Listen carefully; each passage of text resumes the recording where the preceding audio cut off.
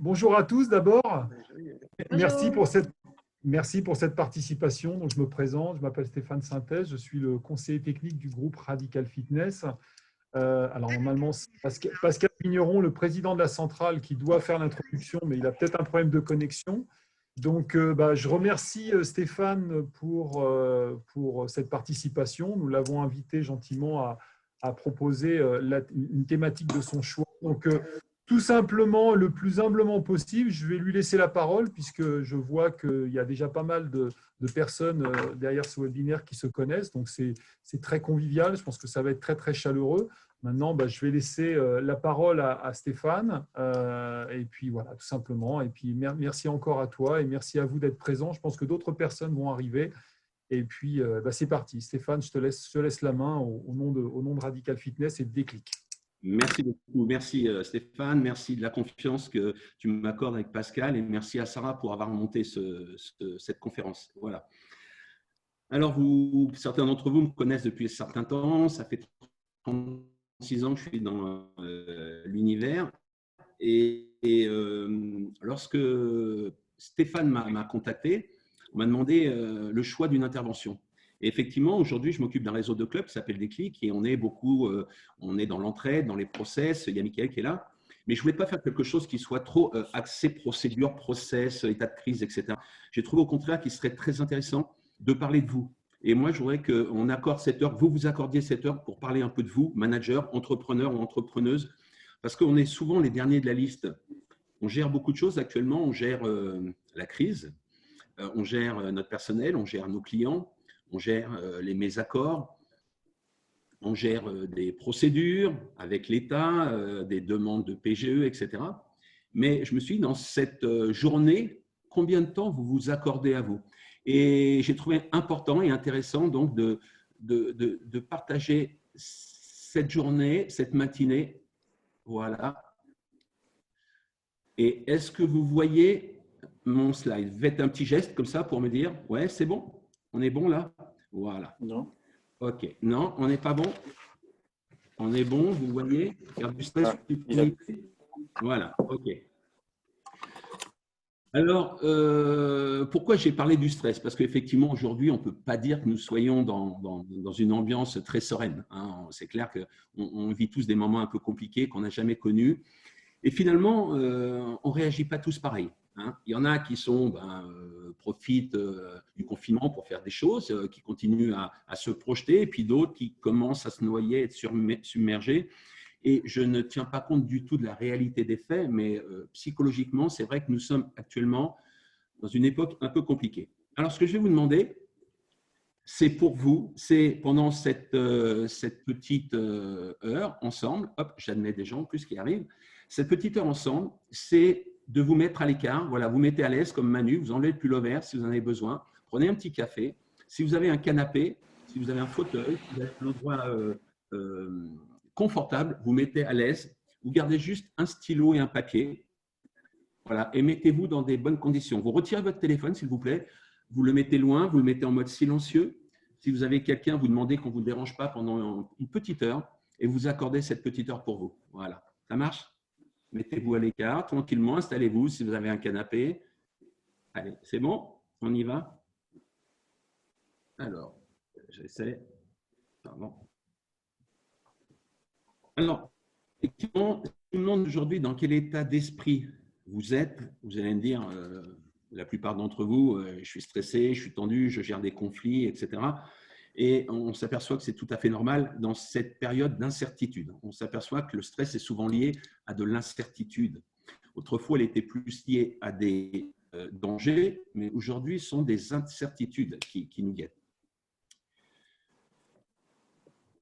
Pardon, excusez-moi. On n'est pas très bien. On ressasse.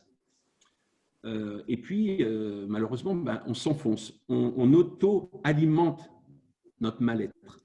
On s'aperçoit souvent qu'on n'a pas besoin des circonstances. On s'aperçoit que souvent, nous sommes nos premiers fourvoyeurs. On est les premiers à s'auto-saboter, souvent. On s'aperçoit qu'on alimente notre stress. Et pourtant, le stress, c'est quelque chose qui est tout à fait normal. Le stress existe depuis la nuit des temps. pour nous sauver au départ. Le stress, c'est une réaction chimique du corps face à un danger qui accélère le rythme cardiaque, vous le savez tous, vous êtes dans le sport, qui approvisionne le sang dans les membres inférieurs. Et au départ, c'était pour fuir par rapport à un danger. Ah, ça y est. C'était de fuir par rapport à un danger, face à un danger, ou bien d'affronter ce danger, donc de combattre. Donc, le est bon. En revanche, ce qui n'est pas bon, c'est l'hyperstress. Aujourd'hui, vous allez recevoir, peut-être recommander une lettre de résiliation. Attendez, j'admets des gens en même temps, là, bing, bing, bing, voilà. Vous allez recevoir une lettre de résiliation, c'est un stress. Vous allez en recevoir deux, c'est deux stress. Puis, il y a certains collègues qui en reçoivent 10, 12. Et là, on passe dans l'hyperstress. Donc, il n'y a plus de stress qui nous sert en positif, c'est un stress qui va commencer à nous desservir. Hein. Pour vous rappeler, juste remettre en perspective, vous traversez une route, vous passez un passage à piéton, et puis une voiture arrive, au dernier moment, vous l'entendez, vous reculez. C'est le stress, vous êtes stressé comme ça, mais ça vous a permis de rester en vie. Donc, de temps en temps, ce stress nous sauve la vie, et de temps en temps, il nous met la corde au cou. Alors, au niveau de l'entreprise, il y a des études qui ont été faites. Alors, vous allez me dire, oui, c'est pour prouver ça, mais ils ont fait des tests sur 250 000 personnes. Et le test, vous savez quoi? Ce qu'ils disaient, ils ont dit que dans le cadre de l'entreprise, et c'est plutôt dans le cadre de l'entreprise que j'interviens ce matin, eh bien, on s'aperçoit que plus on est heureux au travail, plus on est productif. Et ils se sont aperçus que la productivité pouvait augmenter de 30%. Okay? Donc, on a tout intérêt, même si l'entreprise est fermée à l'heure actuelle, d'être plutôt bien dans sa peau que stressé en termes de productivité. Les réponses que vous allez faire, vos comportements, les anticipations sont toujours meilleures si vous êtes détendu. Donc, c'est ce qu'on va essayer de rechercher. Faire comme si… en fait, l'entreprise également essaie de retenir ce que je dis. Dans le cadre normal, dans une entreprise, les sentiments n'ont pas de raison d'être souvent. On s'aperçoit que la colère, l'agacement, l'impuissance sont des choses qu'on nie. On parle de productivité, on parle de tableur, on parle de pertinence, d'efficacité, de qualité produit, de service client. Mais par rapport à vos collaborateurs et vos collaborateurs par rapport à vous, c'est vrai que la notion humaine de tous ces ressentis qu'on a est souvent complètement ignorée. Et je pense que cette crise devra nous avoir bien mis dans l'esprit que les comportements humains doivent être pris en charge, pris en compte. On ne peut pas rester sur un contrat d'abonnement, etc. Il y a toutes les interactions sociales et humaines derrière et on s'aperçoit qu'on a des réactions imprévisibles de nos clients qu'on croyait les plus fidèles et inversement de clients qu'on ne connaissait à peine qui montrent de l'empathie à notre égard. Donc, rappelez-vous, quand le club va rouvrir, vous allez reprendre des relations en présentiel avec vos collaborateurs et vos clients. Plus on est heureux, plus on est efficace. Alors, on peut se poser la question, on parle du stress, on parle souvent du stress, mais qu'est-ce que c'est exactement le stress? Eh bien, il y a des études qui ont été faites au niveau européen entre des représentants syndicaux et du patronat pour bien voir dans le cadre de l'entreprise ce qu'était le stress. Et ils ont défini que le stress, en fait, c'était un déséquilibre. Le stress est un déséquilibre entre des contraintes que vous avez, par exemple servir une prestation, délivrer des cours collectifs, et puis les moyens que vous aviez en face. Par exemple, j'ai un club et des coachs. Prenons l'exemple d'aujourd'hui. Vous avez des contraintes, par exemple, fournir les abonnements que vous avez vendus, et les moyens, votre club est fermé, donc vous n'avez plus les moyens de les servir. Et donc, il y a un déséquilibre qui se crée entre vos obligations, vos tâches, et ce qu'il faut pour le remplir. D'accord? Comme vous le voyez, il y a des contraintes et des moyens, mais c'est aussi une question de perception. On ne perçoit pas les contraintes tous de la même façon, ni les moyens qu'on a de la même façon. C'est pour ça que lorsque quelqu'un va vous dire, vous allez avoir une réaction, vous allez dire, ah, lui, il se noie dans un verre d'eau. C'est-à-dire que vous prenez du recul et vous dites, finalement, la contrainte n'est pas si grande que ça. Et lui, si, c'est peut-être un mec qui va se prendre la corde au cou dans une heure, parce qu'on est tous complètement inégaux devant ces contraintes. Donc, le stress n'est pas une maladie. Le stress, c'est une perception. et un déséquilibre. D'accord? J'essaie d'avancer. Voilà. Donc, c'est une perception. Donc, autant dire qu'on ne vit pas les périodes de stress tous de la même façon. Prenons un exemple, vous êtes deux associés dans une entreprise. Un va se sentir complètement submergé au dernier niveau de son stress possible et acceptable, quand l'autre va avoir un petit peu plus de distance et va entrevoir des solutions un peu plus optimistes. Vous voyez? Donc, c'est vraiment une question de perception. Et donc, rappelez-vous, c'est un déséquilibre. Et par exemple, dans nos clubs, je pense qu'avec la réouverture, l'équilibre va revenir. Alors, est-ce qu'on aura tous les moyens, c'est-à-dire tous les prélèvements? On n'aura peut-être pas tous les moyens pour remplir nos contraintes. Mais en tout cas, le déséquilibre va s'estomper un petit peu. Vous voyez? OK. Donc, ce n'est pas une maladie, le stress, mais par contre, comme pour les maladies, si vous côtoyez trop de personnes malades du stress, vous risquez de l'attraper. Vous voyez ce que je veux dire? Moi, je vous encourage à être, comment dire, d'avoir du recul par rapport à votre entourage, que ce soit les médias, que ce soit vos proches. Gardez cette distanciation entre les gens qui vont vous apporter du positif et vous apporter de l'énergie et ceux qui vont vous la bouffer, l'énergie. Je suis un peu grossier, mais il y a des gens qui vont vous pomper votre énergie. Essayez de les fuir. Ces gens-là peuvent avoir de très bonnes intentions. Ça peut être votre compagne, votre compagnon, ça peut être vos parents, ça peut être votre collègue. Ils peuvent être de bonnes intentions. Par contre, ils vont vous pomper votre énergie. Et si vous n'êtes pas dans le même déséquilibre, essayez de rester dans un équilibre plutôt positif et ne vous environnez pas de tous ces gens-là. Alors, maintenant qu'on a vu que ce stress était une perception, qu'elle n'était pas la même chez toutes les personnes, on peut se dire, quels sont les symptômes du stress? Comment ça se manifeste? Eh bien, vous savez tous que des toutes petites choses qui vont commencer à vous arriver, vous allez avoir, vous savez, une petite plaque là sur le front là, ou sur la joue qui va apparaître. Voilà. Vous allez avoir, vous allez vous réveiller à 6 heures du matin et vous allez voir toutes les minutes défiler. Alors, vous devez vous lever qu'à 7 heures. Vous commencez à avoir des petits troubles du sommeil, vous levez 5 fois par nuit, des insomnies, vous voyez, des rougeurs. Ça sont des petits signaux. Ensuite, vous allez peut-être voir qu'en réunion ou en face à face avec quelqu'un, vous perdez le fil de la conversation. Vous n'êtes plus vraiment là, vous entendez, mais vous n'écoutez plus. Ça, ce sont des difficultés qui annoncent très souvent le stress. Les débordements émotionnels également. Vous savez, quand on va vous dire « mais qu'est-ce que tu es chiant » ou « tu es chiante en ce moment », c'est pas possible, je ne t'ai jamais connu comme ça. Ben, ça, Carole, la souris? Non? Ouais. On te l'a déjà dit, peut-être. Voilà, quand on est stressé, ça nous arrive souvent. Et puis enfin, le dernier niveau, c'est quand on commence à être ultra agressif, colérique, quand on… j'admets les gens dans la salle en même temps. Voilà. Quand on se renferme sur soi-même, agressif, vous voyez, ça, c'est vraiment qu'on est dans une phase de stress grossissant. Okay. Alors maintenant qu'on arrive à déceler ce stress, on va se dire comment peut-on faire pour réduire? Quelles sont les armes qu'on a? Alors, on peut se dire que vous ne pouvez pas changer l'environnement. Alors oui, vous pouvez changer l'environnement, on verra tout à l'heure, en vous engageant dans des combats syndicaux, politiques, en allant manifester, en faisant valoir votre parole.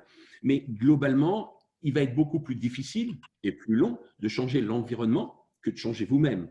On est d'accord? Il va y avoir des imprévus, vous allez recevoir un email de mécontentement que vous n'aviez pas prévu, il y a certaines incertitudes par rapport à votre bailleur, etc. Ça va être compliqué à gérer. Vous n'êtes pas responsable de ce qui vous arrive. Okay. En revanche, vous devez reconnaître les symptômes qui vous guettent quand vous allez basculer vers le stress. C'est-à-dire que ce que j'ai dit tout à l'heure, les petites plaques de boutons, une rougeur, on se gratte, on a les cheveux qui nous grattent, on commence à moins bien dormir, on commence à avoir mal, des problèmes de digestion, etc. Ça, c'est le stress. Hein. Si vous n'avez rien attrapé, c'est le stress. Donc, vous devez reconnaître ces symptômes. Vous devez prendre le temps, après, de prendre le temps. C'est Sarah qui essaie de rentrer, les 5 fois que je l'accepte, elle n'arrive pas.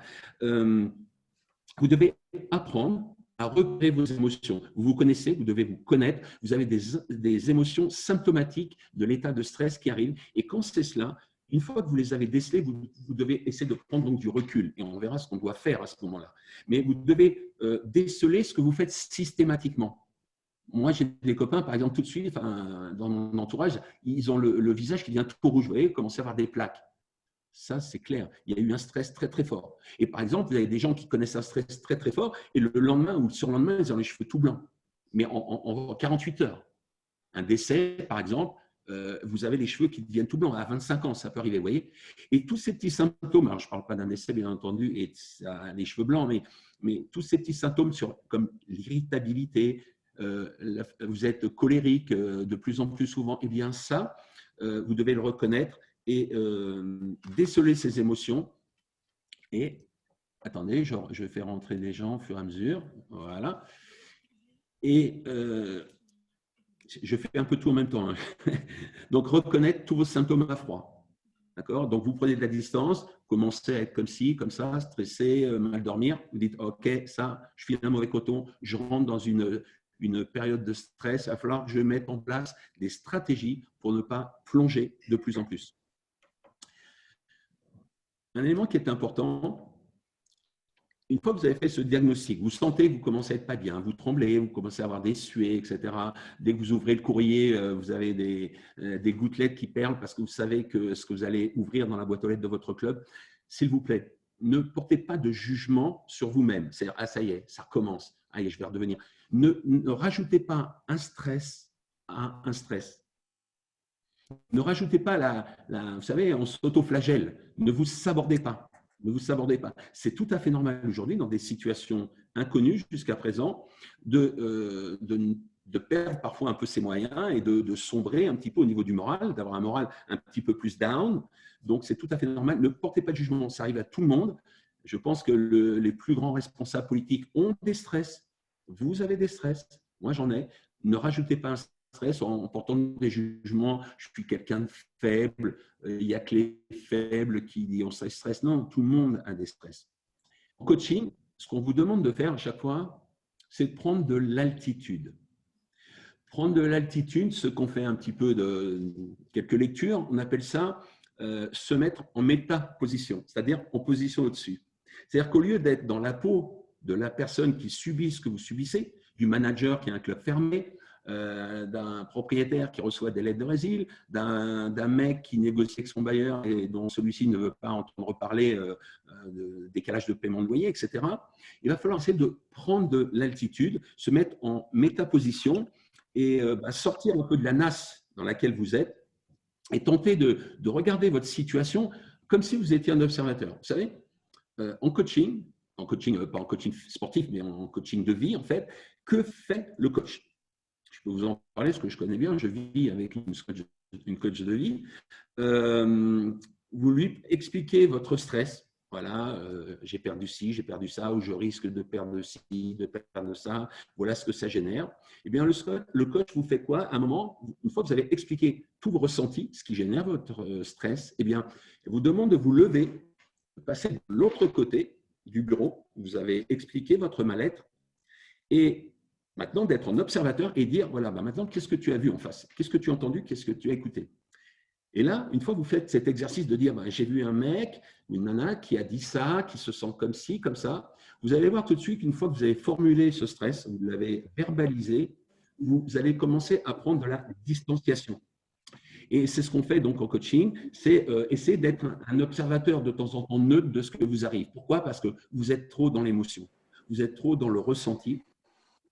Et quand vous mettez en face, faites-le après cette petite conférence, vous expliquez à votre bureau, vous expliquez ce que vous ressentez, vous y allez, vous sortez tout, vous prenez votre chaise, vous passez en face et vous regardez comme ça, vous dites, bon, voilà, j'ai vu une personne qui est comme ci, qui est comme ça, pour telle raison. Et vous allez voir que vous allez prendre un peu de distance, vous allez relativiser un petit peu. Et on n'arrive plus à relativiser. On se saborde, on s'enfonce de plus en plus. Non, un observateur va vous dire, mais c'est peut-être pas comme tu le décris, c'est peut-être pas 100% comme tu le décris, ou les incidences de ce que tu me décris ne seront peut-être pas celles que tu imagines. Vous voyez, il ne faut pas que vous viviez le stress que vous observez. Je répète, vous mettez en métaposition, vous changez de place, même physique. Hein, c'est un exercice que je vous propose physique. Vous changez de place et vous regardez et vous dites, ben voilà ce que je vois. Quelqu'un qui est stressé pour ces raisons-là, mais finalement, en réfléchissant, ben, voilà, comme si vous analysiez un ami. Mais cet ami, c'est vous. OK? Comment vous appréhendez la situation que vous vivez? Alors, il y a des questions à vous poser. Là, je rentre vraiment dans quelque chose de très, très pratique. Ce n'est absolument pas théorique ce que je vous dis. Vous allez vous poser des questions. Pourquoi on va poser ces questions? Parce que je voudrais que vous exorcisiez cette peur. Cette peur, il faut la faire sortir, il faut lui donner un nom. Une fois que vous avez expliqué vos peurs, vos craintes, ben vous allez voir, elles se réduisent, elles sont beaucoup moins puissantes. La première des questions que vous allez vous poser, c'est quelle est la situation exactement? Et il y a un mot qui est important dans cette phrase, c'est le mot exactement. Quelle est la situation que je traverse exactement? Vous notez, noir sur blanc. Si, ça, je rencontre ça, tel problème.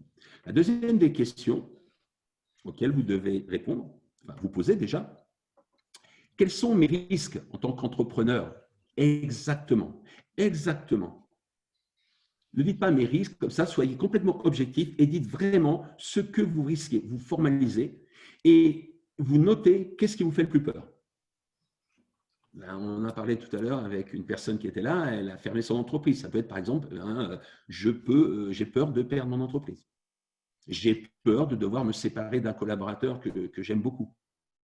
J'ai peur de ne plus avoir l'énergie ni les moyens de faire ci ou ça, d'entrevoir telle transformation, etc. Vous faites vous notez ce qui vous fait le plus peur. Et vous allez voir qu'en notant tout ça, en le verbalisant, en l'écrivant, vous l'exorcisez. Ça va diminuer en importance. Dans votre tête, là, il a toute la place, il prend 100%. Et plus vous allez l'écrire, vous allez voir, ça va prendre de la distance. Et la dernière question que vous allez vous poser, c'est qu'est-ce que vous allez mettre en place pour ne pas en arriver là? Prenons un exemple simple. Vous êtes dans l'armée. Je dis ça parce que j'ai regardé un film hier avec Sophie Marceau sur la résistance des espionnes anglaises qui partaient faire une opération. Eh bien, quand on envoyait des espions ou quand on envoie encore des espions en mission, etc., pendant la guerre, eh bien, il y a un protocole si vous êtes arrêté. Là, ils l'ont dit, essayez de torture, etc. C'était pendant l'époque des nazis, pendant 48 heures. Si vous n'arrivez pas, vous avez une capsule de cyanure, vous prenez la capsule de cyanure. Si vous n'arrivez pas à l'avaler, eh bien, essayez de rester le plus longtemps, parce qu'en 48 heures, tout le réseau a le temps de partir. Et après, vous pouvez balancer tout ce que vous savez. Voilà. Il y a des protocoles. La NASA, quand elle envoie des spationautes dans l'espace, vous pouvez vous douter qu'il y a toutes les alternatives sont prévues. S'il y en a un qui ne fonctionne pas, tel ordinateur, tout est prévu. Donc, le pire est prévu. Si la NASA prévoit le pire, vous comprenez bien que dans notre vie actuelle, on peut anticiper, essayer de voir ce qu'on peut mettre en place en cas de problème, en cas de stress. Hein, vous êtes en droit, vous êtes en obligation de le faire. Donc, c'est un conseil que je vous donne. Notez, quelle est ma situation exactement? Quels sont les risques que j'encours exactement? Qu'est-ce qui me fait vraiment peur? Et qu'est-ce que je peux mettre en place pour que ça ne se produise pas? Okay?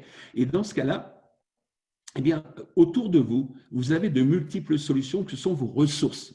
Les ressources, c'est quoi? Eh bien, c'est par exemple un ami, quelqu'un de votre entourage qui écoute pas simplement pour vous dire « Ah, mon pauvre, je te comprends ». Parce que ces gens-là, qui sont en empathie extrême, je pense, en ces périodes, il faut les fuir. Ce sont des gens qui vont faire que la raison pour laquelle vous êtes stressé. Ouais, je te comprends. Ah ouais, quand tu es entrepreneur, moi, je ne suis pas comme toi, je suis fonctionnaire, mais toi, je te comprends, etc. Mais un ami qui est absolument sincère va vous remettre sur la ligne droite. Ça peut être votre banquier, qui peut être une ressource. Vous n'avez pas lui confier les mêmes choses, parce que vous n'avez pas l'appelé pour les mêmes choses. Mais ça peut être un banquier, ça peut être votre comptable, qui va vous permettre de réajuster votre stratégie de développement, de continuation. Ça peut être un réseau de collègues. Donc j'ai monté un réseau qui s'appelle Déclic, vous voyez le nom en bas, et effectivement, on est là dans l'entraide et on se trouve des solutions. Et puis, ça peut être un coach pas forcément sportif, que je dis, mais quelqu'un qui a du recul, qui n'est pas baigné dans vos émotions et qui vont vous permettre de remettre toutes les choses à leur place et de faire baisser ces stress. D'accord? Pourquoi? Parce qu'il faut entrevoir des perspectives différentes. Si vous restez seul, vous allez être avec vos régimes, enfin votre régime de pensée, de croyance, et vous allez toujours avoir les mêmes réactions face aux mêmes événements. Et le fait de faire intervenir une tierce personne, va vous permettre peut-être d'avoir des perspectives, des visions différentes de celles que vous connaissez. Ces gens-là, je pense que ce petit dessin que vous voyez toujours bien le petit dessin, faites un petit geste, le 6 et 9, vous voyez? Ouais, c'est bon? Voilà, merci. C'est typiquement ça. C'est-à-dire que dans une situation donnée, les deux personnes, elles ont raison. Celui qui voit un 6 a raison, celui qui voit un 9 a raison. C'est juste une question de perspective. Et lorsque vous allez, comme je l'ai dit tout à l'heure, faire appel à une tierce personne, parce que c'est une de vos ressources, vous avez un bon copain et vous savez à chaque fois qu'il vous rebooste, lui, il a des solutions qui sont dépourvues de vos peurs à vous. Parce que lui, il n'a pas votre club, lui, il n'a pas votre responsabilité, lui, il n'a pas votre job. Et il va avoir le problème qui génère ce stress d'une façon différente. Et forcément, son autrement, voire autrement, sera différent de votre autrement. Pourquoi? Parce qu'on a tendance à réagir très souvent de la même façon par rapport à une situation qu'on ne connaît pas en fonction des situations qu'on connaît. Donc, on va toujours mettre des comportements, des réactions identiques. Oui, mais là, aujourd'hui, les amis, c'est extraordinaire. C'est-à-dire que ça sort de l'ordinaire ce qu'on vit. Ce confinement, ce deuxième confinement, notre fermeture administrative, ça sort complètement de ce qu'on connaît. Vous voyez votre autrement avec vos valeurs. C'est mon club, j'ai investi ça, j'avais ça comme perspective, je dois faire des travaux, c'est bloqué, etc. Mais votre coach, votre réseau, votre collègue, votre ami, lui, voit les choses différemment. Donc, vous devez vous faire accompagner par des gens qui n'ont pas les mêmes peurs que vous. Alors, quels sont les choix actuellement? Excusez-moi. Vous avez de multiples choix dans ces périodes de stress. Là, on parle évidemment à des entrepreneurs de fitness. La première, c'est de se dire, ben voilà, je peux changer de métier. Voilà, ben, certains l'ont fait, peut-être, je vais changer d'environnement professionnel. Peut-être que je dois envisager de passer la main. Peut-être, c'est une solution qui peut être envisageable. Il faut l'entrevoir. Moi, j'ai des amis, là, enfin, un ami qui avait 4 clubs, 5 clubs. On a parlé d'un club, il m'a dit, celui-là, ben, effectivement, tu as raison, je vais le fermer, parce qu'actuellement, il me pénalise beaucoup plus. Ça peut être une réduction personnelle. Ça, tout ça, c'est des aspects, on va dire, de l'entreprise où on va arrêter des choses. Vous voyez? Après, on peut se mettre dans un combat. Il y a des gens face au stress qui disent ben, moi, je me révolte. Je rentre dans un combat, que ce soit dans un combat, on va dire, syndical. Je vais dans la rue, je me mets sur les réseaux sociaux et j'alimente. Mais il ne faut pas que ça soit dans la complainte. Il faut que ça soit dans le combat, dans la lutte. Okay? Dans la complainte, vous allez valider votre stress. Dans le combat, au contraire, vous allez baisser ce stress puisque vous êtes acteur de ce qui va se passer. Ensuite, vous pouvez vous dire, bon, ben, on est fermé, ça fait déjà un mois, il va peut-être rester encore un mois, je vais me former, je vais faire des formations, voilà. Souvent, c'est pris en charge par les OPCO, alors profitez-en. Je peux penser à d'autres solutions. J'avais envisagé mon entreprise comme ça, c'est vrai, mais aujourd'hui, avec la restructuration, avec notamment, par exemple, le digital, les réseaux sociaux, je peux changer. Vous voyez? Ou alors, je peux faire des travaux dans mon club, imaginer une réflexion, changer les espaces, etc. Vous avez plein de choix qui se portent à vous. Et tous ces choix vont faire descendre ce stress. À partir du moment où vous aurez fait des choix, vous ne serez plus dans la plainte, dans l'autoflagellation, mais dans la prise de décision, vous allez passer dans l'action. Et le stress, vous allez voir, il va se réduire. Vous voyez le petit tabouret que je vous ai mis là? Vous le voyez? Ouais? Vous le voyez? Yes. C'est un petit tabouret qu'on utilise beaucoup en Centrafrique. Et en Centrafrique, le sol, il est rarement bien droit, vous savez. Donc, les tabourets ont 3 pieds et tous d'une longueur différente.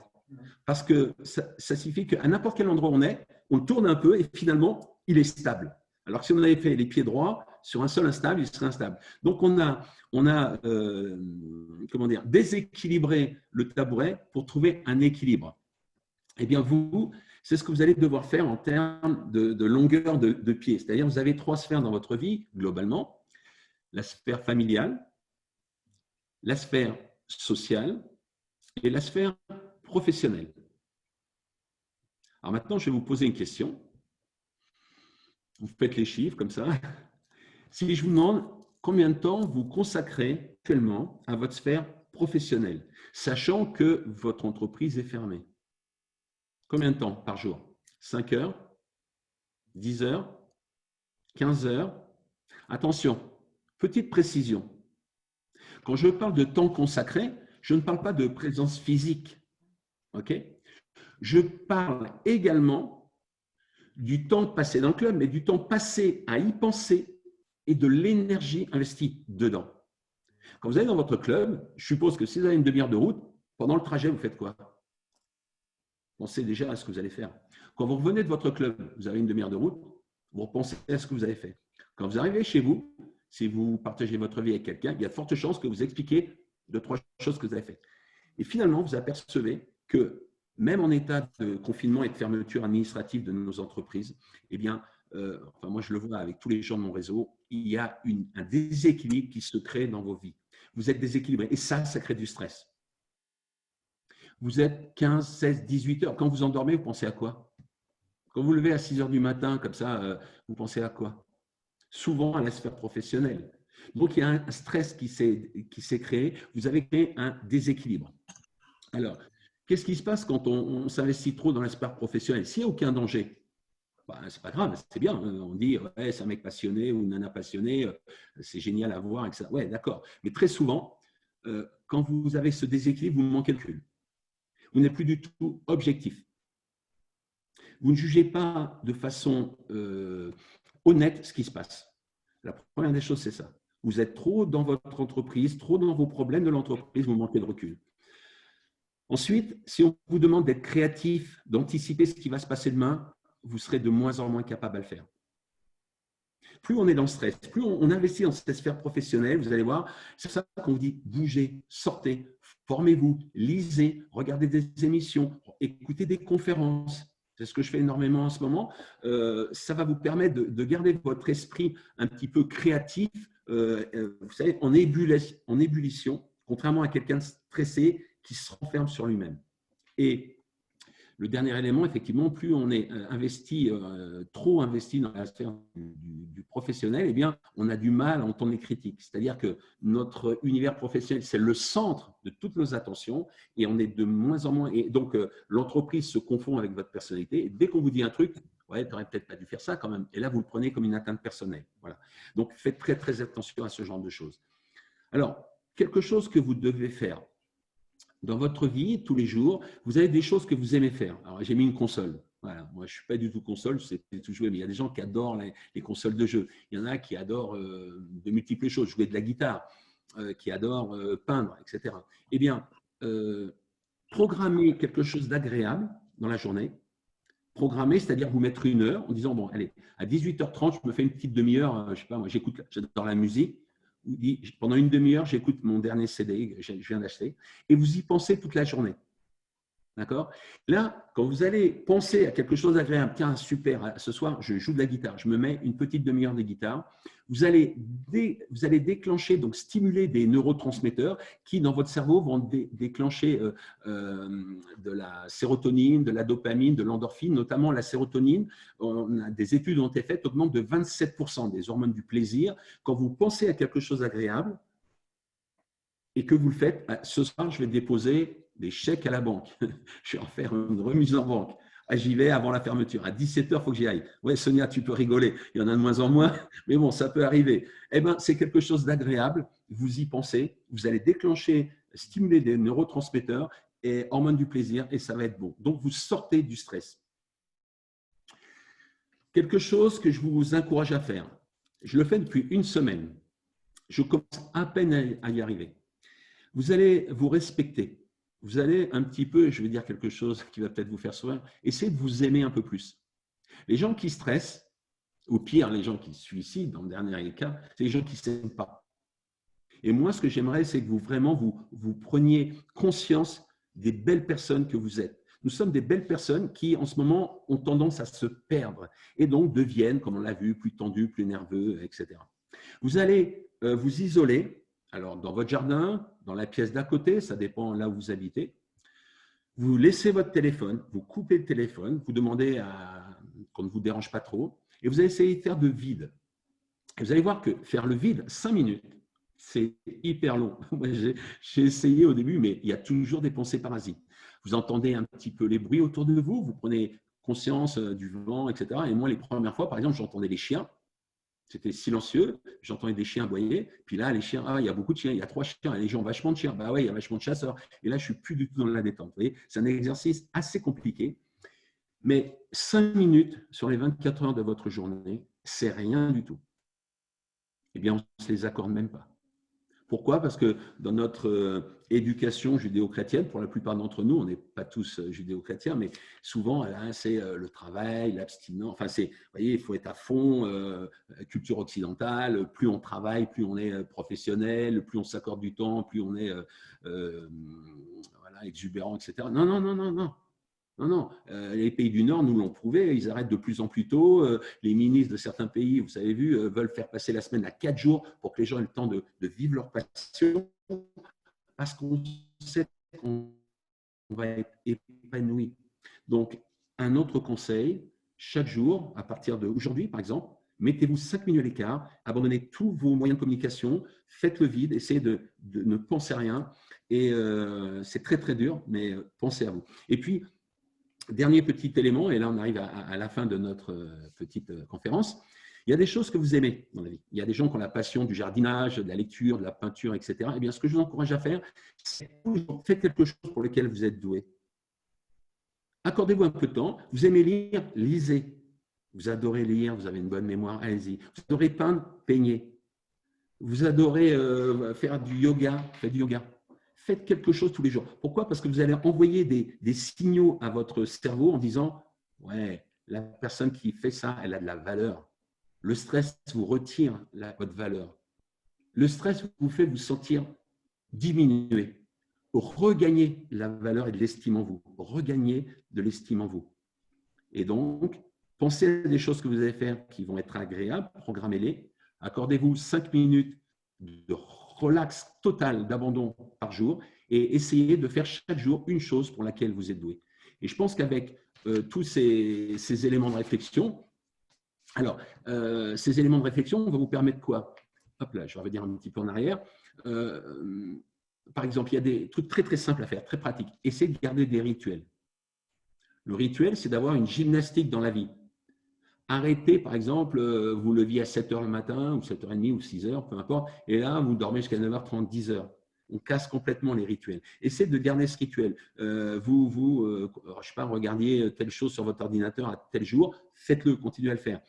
Donc, une rigueur dans les horaires, essayez d'avoir des rituels. Essayez votre corps a tendance, je vois beaucoup d'amis, là, on s'est abonné à Netflix, et là, on enchaîne les séries, etc. Ce n'est pas ça qui, globalement, va faire baisser le taux de stress que vous avez. D'accord? Donc, gardez cette notion de réveil musculaire, notamment chaque jour. Allez courir le matin, faites un peu d'exercice, de trampoline, je ne sais pas, bougez, sautez un petit peu, mais stimulez votre corps. Et puis, comme je vous ai dit, programmez quelque chose que vous aimez dans la journée. Et c'est quelque chose qui sera très, très positif pour vous. Ça marche? Alors, je vais vous demander, avant de conclure, je vous avais demandé de prendre un stylo à papier. Je voudrais que je vais chronométrer. Je vais vous donner 30 secondes. Pardon, pas 30 secondes. Je vais vous donner 1 minute. Voilà. Je vais vous donner 1 minute pour écrire ce que vous engagez à mettre en place dans les prochains jours ou dans les prochaines heures pour être mieux. Les conférences, c'est bien, mais s'il ne se passe rien derrière, on peut appeler ça voilà, de l'intérêt, de la culture personnelle. Mais finalement, dans notre vie au quotidien, ça ne sert pas à grand-chose. Je voudrais que ce ne soit pas qu'on n'ait pas passé 1 heure ensemble, 1 heure perdue. Je voudrais que ce soit quelque chose qui soit hyper productif. Vous êtes des hommes et des femmes entrepreneurs, mais vous êtes des hommes, des femmes, vous êtes des parents, vous êtes des amis, vous êtes des copains, vous êtes des entraîneurs, vous êtes des coachs. Vous avez plein de responsabilités. Et j'aimerais vraiment que ce stress qui aujourd'hui est environnemental quand on regarde la télé, soit zappé et vous commenciez à mettre des choses en place pour vous, que vous vous respectiez. Et donc, on est parti. Je mets l'horloge, le chronomètre. C'est parti, 1 minute. Allez-y, notez.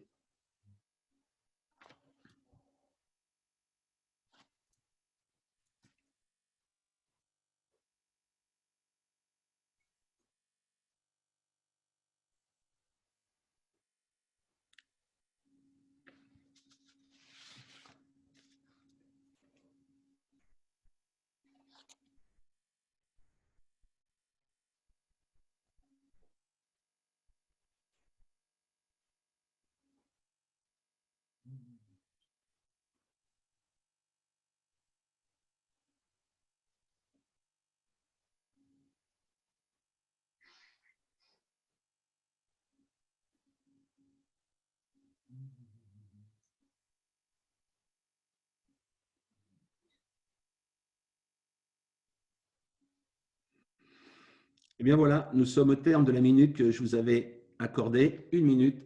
Hop, 1 minute 02. Voilà, donc j'espère, on peut en parler, on va ouvrir les micros après. J'espère que vous êtes fixés des choses à faire. Soyez tolérants avec vous. On est souvent beaucoup plus empathique avec les autres. On accorde beaucoup plus d'indulgence aux autres qu'à nous-mêmes.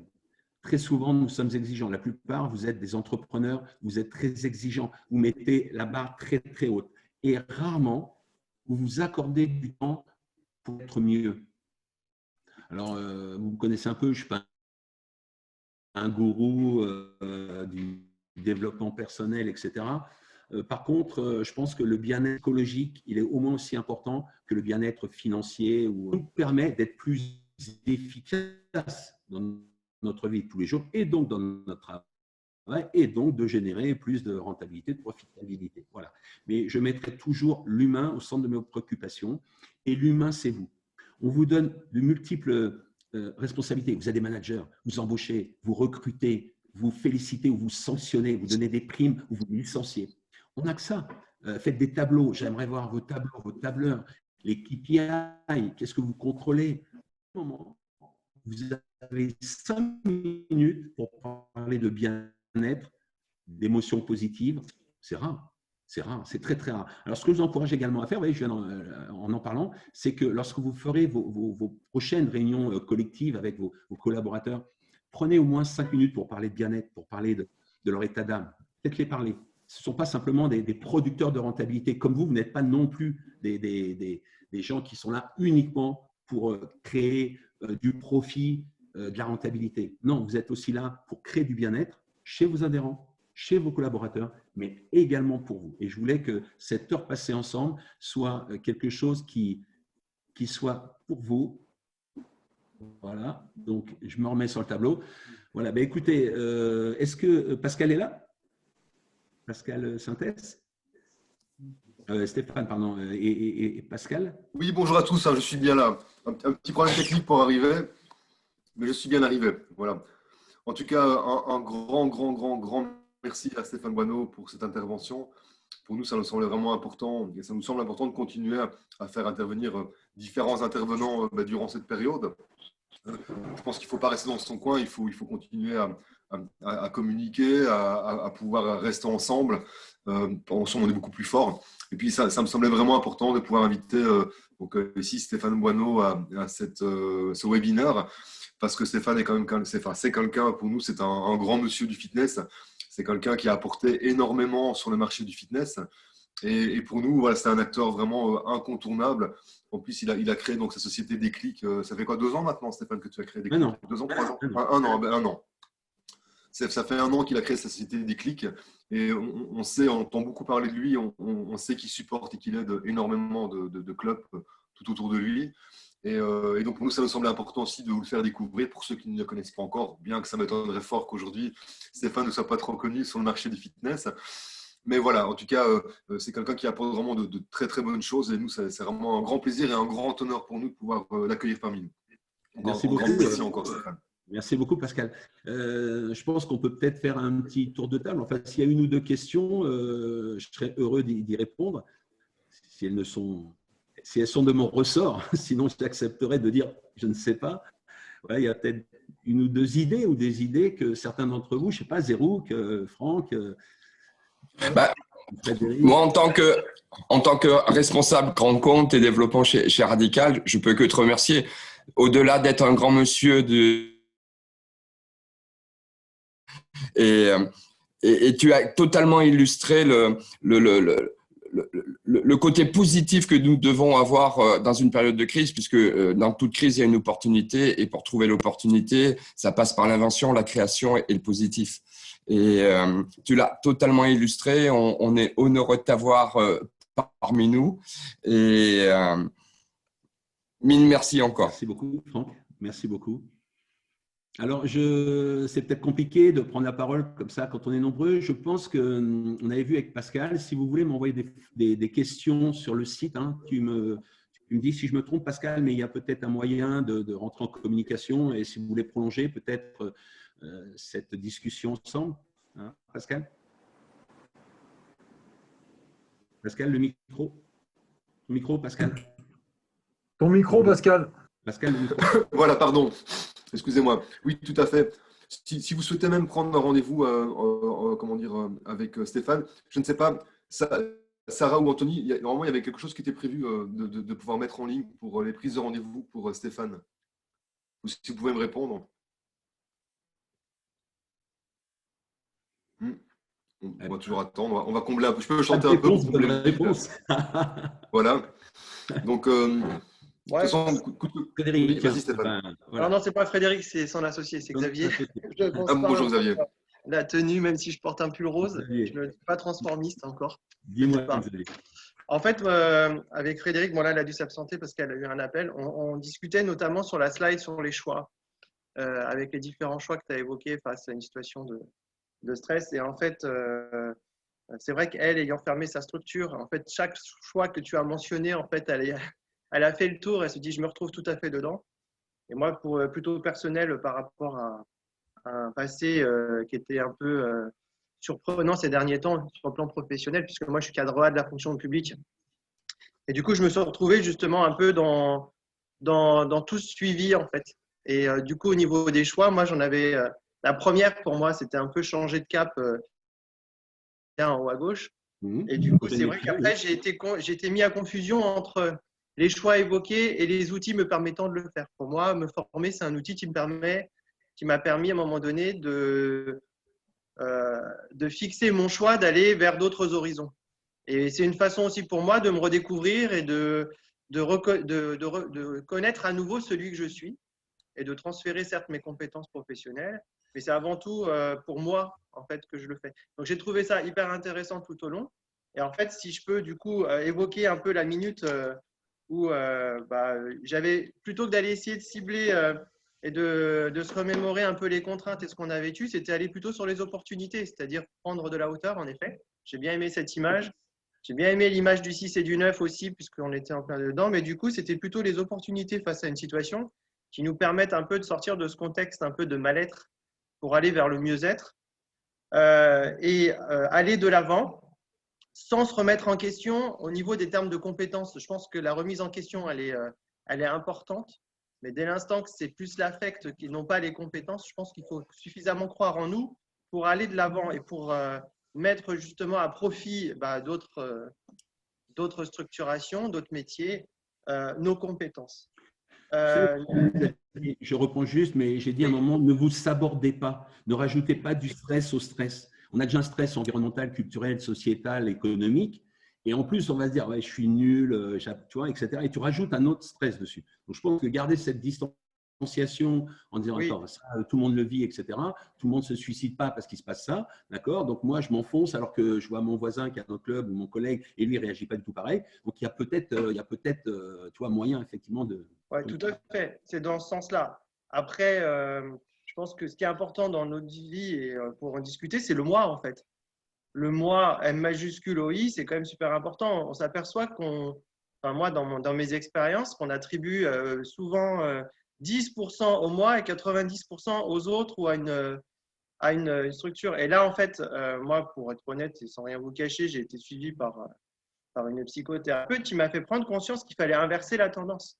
Et du coup, c'est hyper riche et intéressant de se rendre compte que le moi, en fait, compte énormément et sans lui, on n'est rien, enfin, on n'avance pas.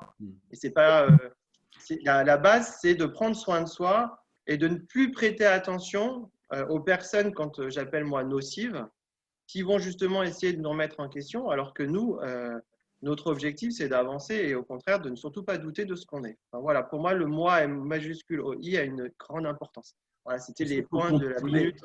Absolument. Quand on parlait du déséquilibre entre les différents piliers de votre vie, faites ce calcul-là. Le temps que vous passez dans votre entreprise, le temps que vous passez à penser à votre business et l'énergie mise, faites-le.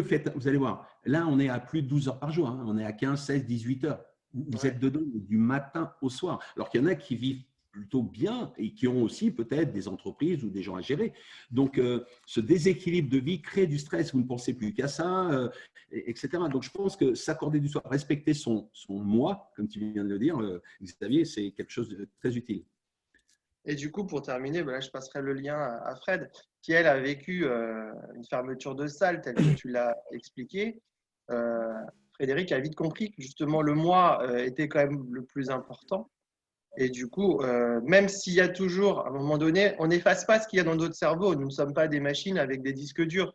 Mais par contre, il faut… enfin, Fred, hein, moi, c'est un compliment que je lui fais, c'est elle a réussi à un moment donné à retranscrire justement toute cette gestion de stress, toutes ces craintes par rapport à ce que tu as évoqué.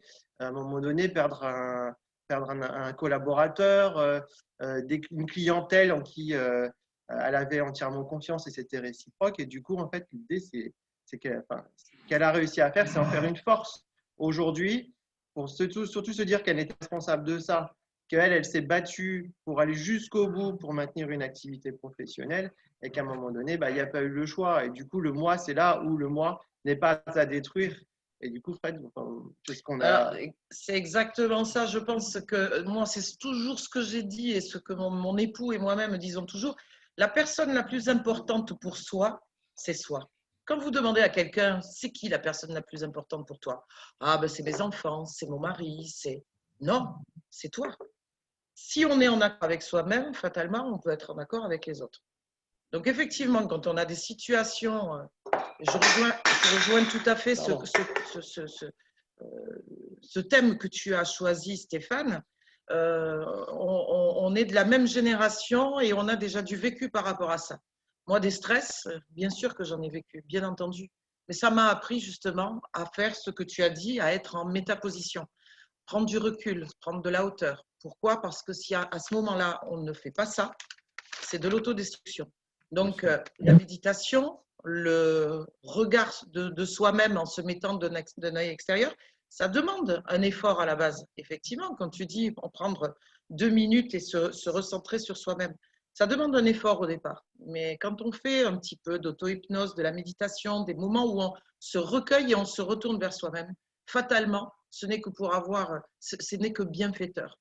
Pourquoi? Parce que ça permet de se recentrer et de repositionner les choses les plus importantes dans sa vie. La première chose importante, c'est quoi? C'est soi. Être bien. Voilà. Et je voudrais poser une question. Alors, il va falloir allumer son micro. Zerouk, est-ce que tu peux me dire ce que tu as noté de ce que tu allais faire dans les prochains jours pour faire baisser cette tension qu'on peut avoir? La première des choses, c'est de développer les solutions digitales. C'est la première des choses que je pense à faire. Et bien sûr, la pratique du sport. Il faut jamais arrêter de faire du sport et tout. Et de prendre tous les jours 5 minutes, comme vous l'avez déjà dit, de rester seul, c'est ça. C'est ce que je trouve de bien gérer le stress. Alors, vous voyez, ce que je vous encourage, super. Merci beaucoup, Zerouk. Je vais prendre ton Merci pour vos informations, monsieur Stéphane. Merci beaucoup. Ce que vous allez faire, vous allez prendre vos 5 minutes par jour. Et Sarah vient de vous mettre sur la conversation un lien pour poser des questions, etc. Ce qui pourrait être sympa, c'est qu'une fois que vous avez pris 5 minutes, vous prenez une photo de là où vous êtes, je ne sais pas quoi, mais simplement pour échanger. Vous nous envoyez, vous me dites, Steph, j'ai pris mes 5 minutes, communiquer là-dessus pour enclencher un mouvement. Seul, c'est dur des fois parce qu'on le fait 1 fois, 2 fois et on se perd dedans. Ce que je voudrais, c'est que vous mettiez le fait de prendre une photo, dire où je l'ai fait simplement, ça va commencer à en créer quelque chose. Vous voyez, une routine, une habitude. Ça ne sera pas un coup d'épée dans l'eau. Je ne voudrais pas que ce soit un coup d'épée dans l'eau. Et que ces 5 minutes, Franck Kuczynski qui est là, qui travaille énormément sur ce genre d'énergie, ne va pas me contredire. Donc voilà, faites une petite photo, faites un truc, vous la mettez sur le site ou sur le lien. Voilà. Et je voudrais qu'il y ait quelque chose vraiment de pratique. Carole Dumont, je peux me permettre, excuse-moi Carole, est-ce qu'il y a un élément que tu veux bien partager avec nous? Et après, on pourra passer la main sur ce que tu veux mettre en place. Bonjour. Moi, ce que je veux mettre en place, c'est d'arriver à décrocher un peu plus de mon téléphone pro. J'ai tendance à vouloir répondre immédiatement aux sollicitations. Voilà, les mails, alors même à 22 heures, alors que ça peut attendre, c'est pas une réponse immédiate. J'ai tendance à le faire en me disant au moins, voilà, je suis là H24 pour eux. Alors qu'en temps normal, je laisse le temps et que je coupe le soir quand je suis chez moi. Là, je suis plus dedans finalement que mon rythme habituel. Donc, je vais décrocher un peu. Ouais, c'est ça. Merci beaucoup, Carole. Merci beaucoup. Je sais pas. Avec plaisir, merci. Merci. Sonia, peut-être, tu peux nous dire une chose? Et après, je rends la main à Pascal. Sonia, avec le micro, c'est super, on t'entend. Sans le micro, on voit tes lèvres. Sonia, en bas à gauche. En bas à gauche, le petit micro, non? Manu, peut-être? Manu, tu peux nous faire partager quelque chose? Vous m'entendez? Oui, super. Oui, en fait, mais pour revenir un peu sur ce que Carole a dit, moi, je pars du principe que ce qui est fait n'est plus à faire. Donc, voilà, moi, je suis comme elle, mais voilà, ce qui est fait n'est plus à faire et justement, ça me déstresse. Donc, ça, c'est certainement quelque chose que je ne vais pas mettre, pour ma part, en place. Mais par contre, j'adore faire des petits desserts et tout ça et je ne prends pas le temps de les faire tout le temps. Donc, je crois que c'est un petit truc que je vais m'accorder, faire des desserts, prendre le temps et voilà. Ça, je pense que je vais essayer de faire ça. Rappelez-vous, faites une chose pour laquelle vous êtes doué chaque jour. Oui, voilà. Un gâteau, c'est du temps perdu, mais absolument pas. Vous êtes en train d'envoyer des signaux à votre cerveau. Vous envoyez des choses en disant cette femme-là, elle est douée pour quelque chose et elle vit ses passions. Elle n'est pas là que pour faire 18 heures par jour, tourner une entreprise qui est fermée. Ok, merci beaucoup, Sonia. Dominique, peut-être Julie, tu as peut-être quelque chose à apporter? Salut, Dominique. Oui, bonjour et merci pour la conférence. Moi, personnellement, ce que j'ai noté, c'est effectivement d'analyser, comme tu l'as dit tout à l'heure, mes 3 sphères de vie. Et effectivement, si je regarde à la louche, le professionnel prend une grande partie sur le reste. Là, j'ai recommencé récemment à faire du sport tous les matins et donc il faut impérativement que je m'y tienne une demi-heure à 1 heure tous les matins. J'avais téléchargé sur mon portable une application, vraisemblablement que tu dois connaître, qui s'appelle Petit Bambou. Et c'est vrai que je l'avais suivi et c'est vrai que ça me faisait du bien. Et là, j'ai décroché, donc il va falloir que je le reprenne un petit peu. Et en dernier point, c'était de lister tous mes problèmes et de mettre en face une solution, histoire en gros de les positiver et puis voilà quoi, après de rentrer dans l'action. Absolument. Vous savez, ce que vous vendez au quotidien, ce que j'explique dans mes formations, d'ailleurs je fais une formation commerciale très bientôt, on pense qu'on vend du sport. Non, vous vendez de la motivation. Vous vendez surtout de la motivation. La motivation à bouger, à changer de vie, mais de la motivation. Question.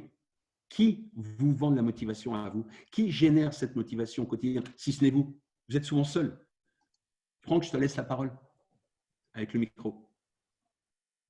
Oui, Stéphane, tout d'abord, merci pour cette conférence et merci surtout pour ta définition du stress qui est, il me semble, pour nous extrêmement facile à la fois à comprendre, dont on peut facilement comprendre les enjeux et dont on peut ensuite analyser les situations. Donc, ça me semble être vraiment quelque chose, cette différence entre ce déséquilibre entre les contraintes et les moyens, quelque chose de tout à fait pertinent dans notre quotidien pour vraiment se dire, là, attention, une situation que je rencontre, voilà comment, c'est une grille de lecture au quotidien et voilà comment on peut l'analyser.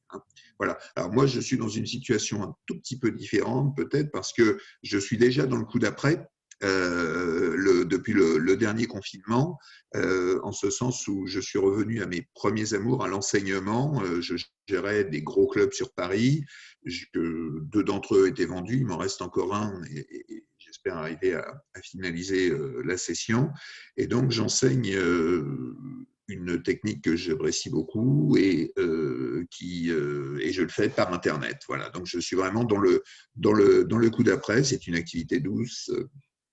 Et pour me remettre moi aussi à faire un peu d'activité physique, j'ai adjoint à ça des séances de gym avec haltères. Et ce matin, j'en ai fait une. Il y avait une 60aine de personnes qui étaient connectées. Voilà. Et ça me permet à moi de bouger à l'ancienne manière, un cours pour les plus de 50 ans, etc. Enfin bon, un truc qu'on ne saute pas comme des fous dans tous les sens.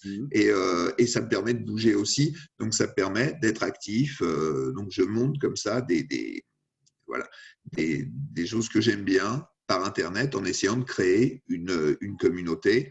Demain, je fais une grande dégustation de Beaujolais Nouveau à 18h30 en apéro. Mais avant, vous aurez un cours de méthode Feldenkrais, qui est la technique que j'utilise, où on va appuyer le coude d'une manière très douce. Voilà, donc pour vous dire les animations pour faire. L'abus pas plus de 2 verres par jour. un seul verre sera toléré dans le cadre de la dégustation. Et c'est suffisant. Merci beaucoup. Un dernier, je ne sais pas, Mickaël, Arando, Frédéric, Cuissette, peut-être, je ne sais pas, si quelqu'un veut ajouter une petite note finale, et puis on va se séparer. Je veux bien, à part si quelqu'un d'autre veut prendre la parole, il n'y a pas de souci. Vas-y. Moi, la gestion du stress, puisque je suis aussi actionnaire de club de remise en forme, même si je travaille chez Radical Fitness, et puis j'ai connu des liquidations judiciaires, j'ai créé des boîtes, j'en ai fermé, je vais peut-être en refermer encore, je vais peut-être en réouvrir. Comment je pratique pour la gestion de mon stress? Alors, déjà, je ne regarde pas les informations, j'évite de me couper de tout ce stress négatif qui sont des informations qu'on vous impose, qui peuvent être erronées. C'est moi qui vais aux informations. Je ne me laisse pas influencer par tout ce qui se passe. Donc ça, déjà, c'est très clair. La deuxième chose, j'ai cette chance de pratiquer les sports de combat. Alors, pas les sports de combat, les arts martiaux, puisque je suis un karatéka comme Pascal Vigneron, un ancien sportif de haut niveau de karaté. J'ai commencé à l'âge de 7 ans. Donc, la gestion du stress, ça me connaît, puisque dans la pratique des arts martiaux, c'est quelque chose que l'on maîtrise, en plus, quand on en fait des années. Donc, je pense qu'il y a des gens qui sont derrière ces écrans, qui ont peut-être pratiqué les arts martiaux, et c'est vraiment une école de la vie et de la gestion du stress. Donc, j'ai une certaine maîtrise de mon corps et de mon esprit, hein, en toute modestie. J'ai aussi une recette, c'est que je coupe radicalement, c'est sans jeu de mots, je coupe radicalement avec mon métier, c'est-à-dire que j'ai d'autres passions, j'ai la mécanique, la musique. Et quand ma journée est terminée, même si j'ai toujours mon cerveau qui bouillonne, je change d'un univers complètement, d'un univers à l'autre. C'est-à-dire que je quitte mes salles de sport, je quitte mon job et 30 minutes après, vous me retrouvez avec une cote, avec les mains dans la graisse, en train de changer le pont avant de mon 4x4. Voilà, je suis dans la mécanique, j'adore. Donc, je coupe complètement, je change complètement d'univers. Et puis, tous les jours, je me dis que je suis le meilleur. Mais vraiment. Ma femme me prend pour un dingue, ça fait 30 ans qu'elle me connaît. Je ne suis peut-être pas complètement dingue parce qu'elle est toujours avec moi, mais tous les jours, je m'auto-satisfais. C'est-à-dire que des petites tâches, des réalisations, je suis très bricoleur, j'ai construit ma maison, donc je me satisfais d'un rien et tous les jours, je me dis que je suis le meilleur. Je m'impose mon rythme à moi et je m'impose la vie que je veux avoir pour être dans un esprit toujours positif et objectif. Alors après, ça ne va pas. La nuit, ça Je vais revenir sur ce que tu viens de dire, Stéphane. C'est parfait, c'est exact. Regardez, rappelez-vous, je me souvenais quand j'étais petit, quand tu me parlais, rappelez-vous, vous sortez de l'école, hein, il est 4h30, hein, l'école primaire ou même la 6e, vous sortez de l'école et vous pensez à quoi? Vous allez faire une petite partie de foot pendant une demi-heure avant de goûter. Enfin, il y a toujours quelque chose. Et moi, je me rappelle, quand j'étais petit, j'envisageais l'après-midi, je me disais, dans 2 heures, je vais jouer au foot avec mes potes. Donc, c'est cette notion de projection sur des moments agréables qui fait que ça nous permet de tenir les 2 heures de l'après-midi pour faire des mathématiques ou des activités que vous n'aimez pas forcément. C'est exactement ça qu'on ne s'autorise plus à l'âge adulte. Aller bricoler et penser, tiens, super, ce soir, je vais jouer de la guitare, je vais réparer mon 4x4, je vais faire de la bécane ou je vais faire, etc. Autorisez-vous à redevenir comme un enfant avec des envies primaires. Je veux jouer de la guitare, jouer de la mécanique, etc. Et le stress vous inhibe toutes ces envies. Retrouvez de la vie. Voilà. Pascal, je te laisse la parole pour conclure. Oui, tout à fait. Donc, si jamais, petit aparté, Sonia, si jamais, comme tu es en Belgique, j'adore les pâtisseries. Donc, tu n'hésites pas à m'en envoyer. Et alors, Franck, pour le Beaujolais niveau, bah, je m'appelle Vigneron, donc n'hésite pas à m'envoyer une petite bouteille. Je suis toujours partant. Pas le Nord. Hein. Voilà. Voilà, donc, avec plaisir. Oui, c'est gentil, merci Sonia. Pour le cours de demain, avec grand plaisir. Ah bah, génial. En plus, j'ai fait des études d'œnologie, donc tu vois, donc ça me permettra de replonger dans une vieille passion que je n'ai plus pratiquée depuis longtemps. Donc, mais effectivement, c'est vraiment très agréable. Bon, ben, très bien. Ouais, peut-être petit aparté par rapport à tout ce que vous avez dit. Voilà, peut-être mon petit truc à moi, c'est parfois quand je perds un peu le nord ou un peu le stress, je repense simplement à mes victoires qui sont parfois passées, que ce soit dans le sport ou dans d'autres. Parfois aussi se remémorer qui on est et ce qu'on est capable de réaliser. Ça nous permet aussi de rester dans la direction et dans le cadre. Et puis parfois aussi, et puis surtout, une fois qu'on arrive à se recentrer par rapport à ce que l'on est vraiment ou ce qu'on a déjà réalisé, c'est plus facile après de se reprojeter dans le futur et dire ok, on va garder la même énergie, on va déjà penser à ce qu'on va faire demain, après-demain, on se projette. Et puis moi, je suis un joueur d'échecs, donc j'aime bien d'anticiper toujours à l'avance ce qui va se passer. Donc par exemple, chez Radical Fitness, avec toute mon équipe, ils vous le diront, je parais stressé, mais je ne suis pas stressé. Mais j'aime bien toujours aller dans l'extrême noir. Je vais toujours dans l'extrême en disant il va se passer ça, c'est vraiment l'extrême. Parce que moi, ça me rassure. Ça me rassure parce que comme ça, sur base de ce qu'il y a de plus noir, j'arrive à m'adapter, à me récupérer, à savoir comment est-ce que je vais réagir, comment est-ce que je vais m'adapter. Et si ça n'arrive pas, tant mieux. Mais si ça arrive, je suis préparé et au moins, ça me met en paix par rapport à ce qui pourrait arriver. Donc voilà, donc c'est ma manière à moi. Voilà, donc ça, je vous la partage. Sinon, pour concrétiser la suite, j'ai remis sur la discussion ici. Donc, si vous avez accès à la petite discussion, vous allez cliquer sur le petit onglet discussion en bas au milieu. Vous allez voir, j'ai remis le lien de la société Déclic. Comme ça, vous pouvez découvrir tout ce que Stéphane a comme trésor à partager avec nous. Et en même temps, j'ai remis aussi le lien, j'ai remis le lien de prise de rendez-vous de Radical. Donc, si vous voulez même prendre un rendez-vous avec Stéphane, vous pouvez passer par notre lien de rendez-vous. C'est juste, voilà, on sait bien, mais juste préciser le rendez-vous. Vous voulez un rendez-vous avec Stéphane, pardon. Et nous, comme ça, on transmettra simplement les rendez-vous à Stéphane. Comme ça, c'est parfois plus facile pour pouvoir fixer un rendez-vous par rapport à votre plage horaire, à votre planning, etc. Je ne sais pas, parce que j'ai peut-être raté le début à cause du problème technique. Stéphane, je sais que tu avais proposé de faire gagner un coaching gratuit à un des membres, à un des clubs, si je ne m'abuse. C'est bien ça, Stéphane? Oui, c'est ce que j'avais dit. J'avais dit que je serais heureux d'offrir, comme je fais une formation commerciale à distance, évidemment, au mois de… Eh bien, j'aurais été heureux d'offrir une session à une personne d'entre vous. Donc, on va faire un tirage au sort et on le publiera après. Et donc, j'offrirai ces quatre matinées de formation commerciale à distance, de chez vous, confortablement installé avec le petit café à côté. Voilà, pour vous remercier de votre écoute et d'avoir passé un peu de temps. Mais vous voyez, le temps passé ici, c'est du temps pendant lequel vous vous êtes écouté et respecté. Donc, je voulais vraiment remercier Xavier, Frédéric, Manu, Franck, Frédéric, Q7, Sonia, Carole, Jean-Claude, Maxime, Dominique, Zérouk, Stéphane, Pascal, Franck, Michael, Ahmed, Jérôme, Olivier, Marie-Laure, Hubert, Benjamin, Sarah, d'avoir été présents. Je vous remercie à tous. Merci de votre attention. Soyez forts, occupez-vous de vous et je vous dis à bientôt. Ça marche? Salut à tous. Un grand merci à toi, un grand merci Stéphane. Merci. Au plaisir. Et alors, pour tous ceux qui étaient présents aujourd'hui, on continuera à inviter encore d'autres acteurs et on espère aussi pouvoir encore réinviter, bien sûr, Stéphane, peut-être pour d'autres thèmes. Et sur d'autres trucs que le stress, hein, ça sera sur le plaisir, on fera la prochaine fois. Ouais, exactement, tout à fait. Merci. Salut à tous. Allez, au plaisir. Merci à vous. Portez-vous bien. Au revoir. À bientôt. Bye bye. Au revoir tout le monde. Merci. Au revoir. Ciao.